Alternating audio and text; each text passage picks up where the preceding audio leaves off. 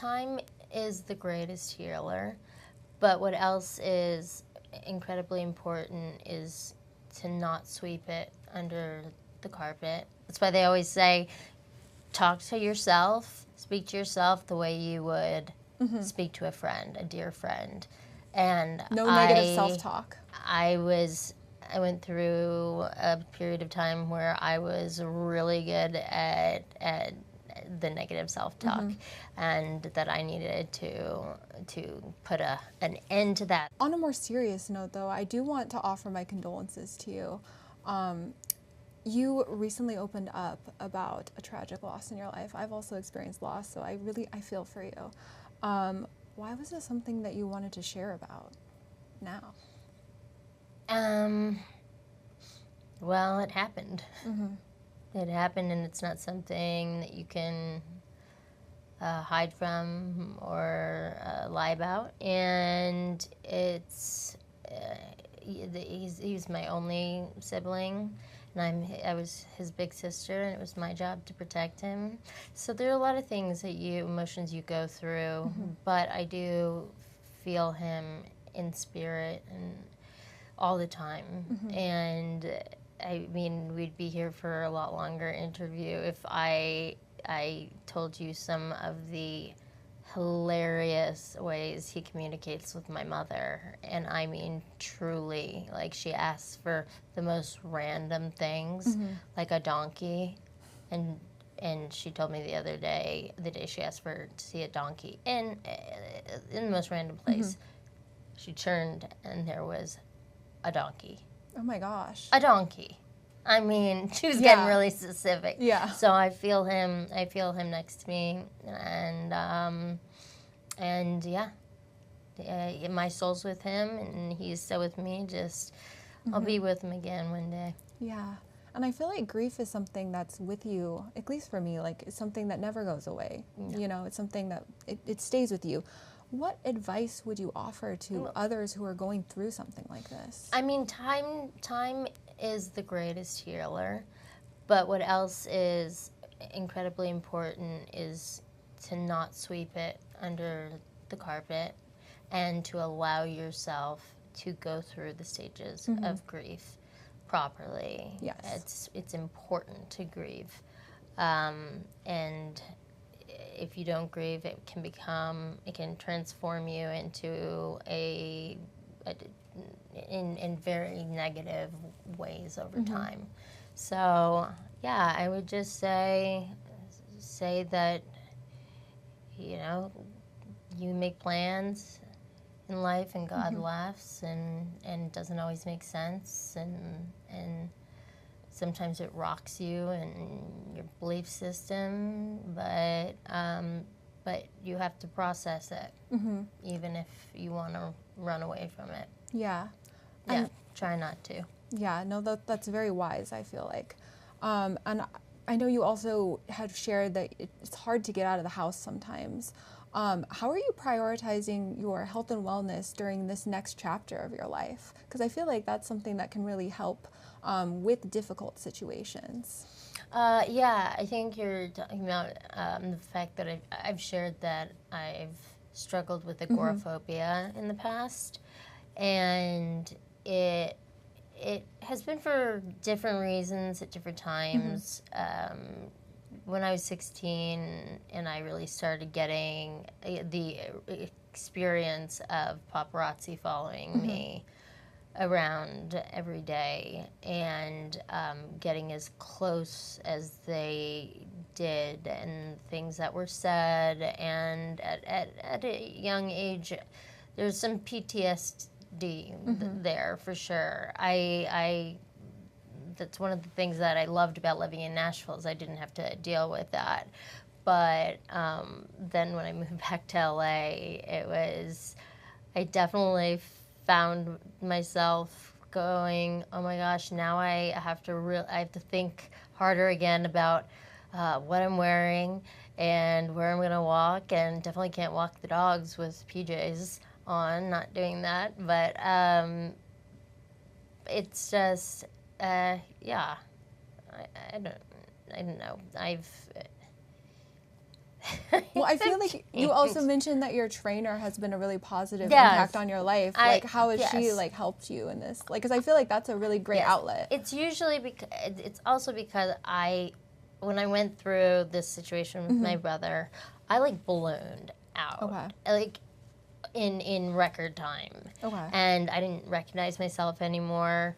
And therefore I became ashamed and embarrassed, and I didn't want anyone to take a picture of it. So I wanted to hide inside, and I couldn't fit into my clothes, and it just, and I also wasn't 20 years old anymore, where if I wanted to lose a few pounds, it was super easy. You know, now being 35 years old, it's harder once you get over 30. Oh, yeah. It's a whole different Much game. harder. And it's almost like overnight. Yeah, I gained weight in record time after I went through my grief, was going through my grief, experiencing the loss of my brother. And there's a chemical that's released in your brain, into your body, when you are stressed or sad, all of the above, and it's amazing at making you gain weight. And so I gained all this weight. I couldn't fit into my clothes. I didn't want to look in the mirror, and I definitely didn't want to leave the house and risk anyone taking a bad picture of me and me having to live with it. So then I was put in touch with she's not just a trainer, but she is also become a life coach and a dear friend, and a therapist, and all of the above, and Marnie Alton, and she is incredible, just an incredible.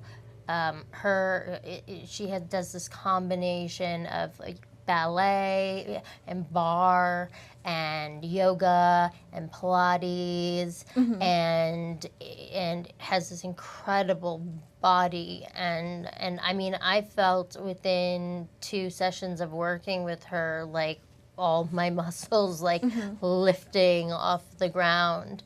But she also knew when I just needed to have a session where we went on a long walk. We went on a long walk. We got our body moving, and we would chat.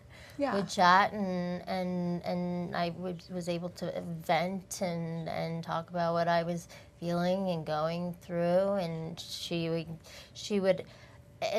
They're incredible, the people that know how to ask the right questions, because sometimes it is more about asking the right questions and allowing somebody else to come to the answer themselves, as opposed to just going straight in with your advice and telling somebody what to do. And she just has that. She does that amazingly well. We laughed together, we've cried together. There's no feeling of like being in a boot camp and being shamed or being pushed too far to the point where you hate it and you're like, this is why I don't, work out like this, because they don't let you stop. Yeah. I mean, I had one trainer once that made me do these I was doing these like sit-ups where you do like this with your legs. Oh, the flutter kicks. And it was, you think you can't, you've done enough, but you haven't. And I ended up doing it so long that I could not walk for like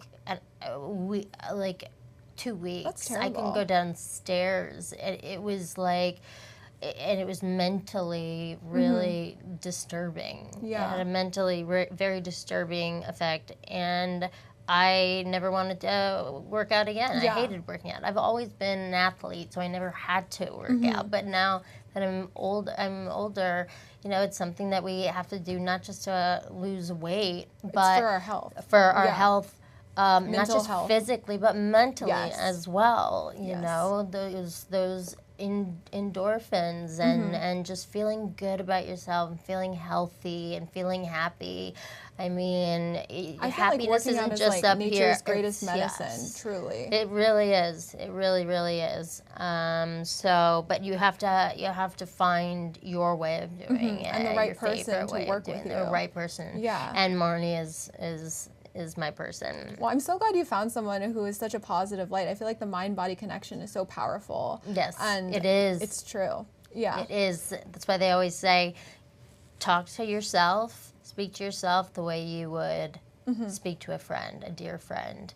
And No negative self-talk. I went through a period of time where I was really good at the negative self-talk, and that I needed to put an end to that. I mean, they even say just putting a smile, a small smile on your face, and walking around and exercising that muscle does something to your mindset. It's so true. It's what they say. What you mindset. say, your mind believes is true. So if you say positive affirmations, it really helps. It hears you. It listens to you. I mean, I know that plants grow differently I've heard when you this. play music. It's so true. To them. So if that happens to plants, you can only imagine what happens to us and our neural pathways and you know, our happiness when we are stressed out or we are, you know, building ourselves up and loving ourselves. No, it's so It's true. one of the hardest things to learn how to do is love yourself. It's very hard. Yeah. It's a lifelong, I feel like it's just a journey. It's like there's no end destination. It's always something I feel like you have to strive for and work for. Absolutely, and you can always get better and better and better at it. Yeah. No matter how old you are. No, it's so true. Now, your fans have loved you so much over the years. I know I have. I've seen like all of your projects. I know, I'm so lucky. From Heroes to Bring It On. Do you have any like favorite projects you like to look back on, or any favorite memories from past roles? Oh yeah, my two that always pop into my head is, first off, Remember the Titans. I mean, who doesn't want to be 10 again, just for a little bit? Like, I want to be 10 again, when the world was bright and spotless and shiny, and I didn't have to worry about anything, and I got to be on set with these amazing guys who were all like my big brothers that I had crushes on. And it was a project where, I mean, if you think about the people, the cast, Ryan Gosling and Ethan Suplee and Donald Faison and Kate Bosworth and myself and people who weren't famous yet. And we were telling this incredible story, but the experience was just so much fun for me. And then Scream 4, I had an amazing time on. I felt like I got to play the sassy side of myself. And the cast and I had been friends with them for a while, and we finally got to work together, and we had such a good time. And I got to work with Wes Craven. I learned from the best. Iconic. Now, another iconic role of yours, it came out almost 20 years ago, was Ice Princess. Yes. Do you have any favorite memories about working with Michelle or Kim back from that movie? I know we actually have a surprise. Our social media producer was inspired by your role in this. She almost was in the Olympics. Oh my gosh! Yeah, just from your role on the movie. No way! That's incredible! Congratulations! I skated. Oh, I love to hear that. You know, first day when they gave us about 6 weeks to train, and if you saw me the first day, you would think there's just no way. There's no way. Ice skating is not a simple, an easy sport to learn. And I felt like Bambi on ice. Like, I was slipping and sliding and falling and this and that. But I had great coaches, and I was shocked that by the end, I actually became really good. I mastered a spin. I could like go into a spin. I could skate backwards really, really fast, and I went. You see it in the film. They play it where I skate backwards, and then I would take my skate.